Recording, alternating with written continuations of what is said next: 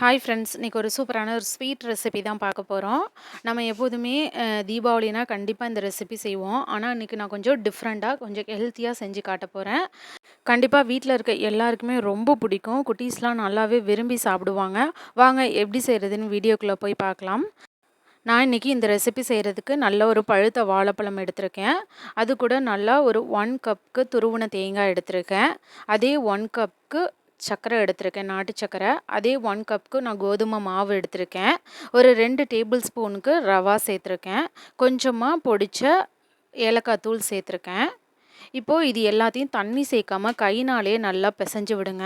கிட்டத்தட்ட சப்பாத்தி மாவு பதத்துக்கு வரணும். ரொம்ப பிசு பிசுன்னு இருக்கக்கூடாது. நல்லா சப்பாத்தி மாவு பதத்துக்கு கையில் ஒட்டாத அளவுக்கு நல்லா பிசைஞ்சு எடுத்துக்கோங்க. உங்களுக்கு கையில் மாவு ஒட்டுற மாதிரி இருந்ததுன்னா இன்னும் கொஞ்சம் கூட 1/4 கப் சேர்த்துக்கோங்க கோதுமை மாவு. இப்போ நான் எதில் அளந்தேனோ அதே கப்பாலே எல்லாத்தையுமே அளந்து எடுத்துக்கோங்க. இப்போ இந்த மாதிரி நான் மாவு பிசைஞ்சு எடுத்துகிட்டு வந்துட்டேன். இந்த பக்குவத்துக்கு இருக்கணும். இப்போ இந்த மாவு என் கையில் ஒட்டவே இல்லை. இந்த மாதிரி நல்லா பிசைஞ்சு எடுத்துக்கோங்க. இப்போது ஒரு வாழை இலை எடுத்துக்கோங்க, இல்லைனா பட்டர் ஷீட் இருந்தாலும் பட்டர் ஷீட் எடுத்துக்கோங்க. அதில் இந்த மாதிரி ஒரு உருண்டை எடுத்துக்கோங்க. அதில் நான் எண்ணெய் அப்ளை பண்ணியிருக்கேன், லைட்டாக தேய்ச்சிருக்கேன். இப்போ இந்த மாதிரி ஏதாவது ஒரு பவுல் வச்சு அது மேலே நல்லா அழுத்தி விடுங்க. நம்ம தீபாவளினா கண்டிப்பாக அதிரசம் செய்வோம், அதே மாதிரி தான் இதுவும் இருக்கும்.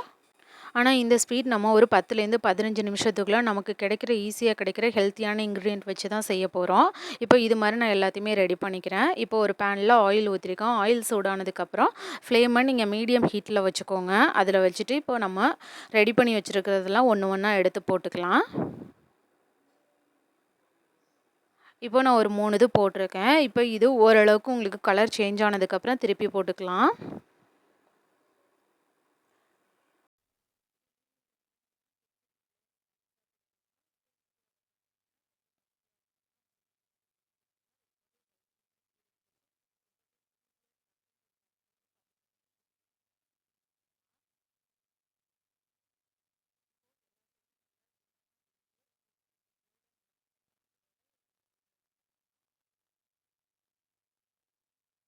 கண்டிப்பாக இந்த ரெசிபியை நீங்கள் வீட்டில் இருக்க குட்டீஸ்லேருந்து பெரியவங்க வரைக்கும் கொடுக்கலாம். ரொம்பவே நல்லாயிருக்கும்.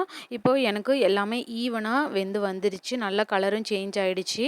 இப்போது இதை இந்த மாதிரி ஒரு கரண்டி வச்சு நல்லாவே அழுத்தி விடுங்க. அதில் எண்ணெய் இருந்துச்சுன்னா உங்களுக்கு அது வந்துடும்.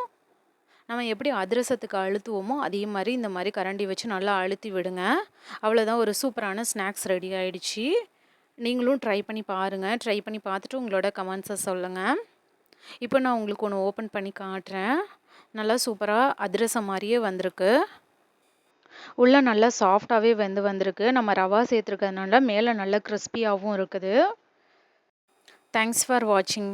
DD shine recipes and tips சேனலை லைக் பண்ணுங்கள், ஷேர் பண்ணுங்கள், சப்ஸ்கிரைப் பண்ணுங்கள். பாய்.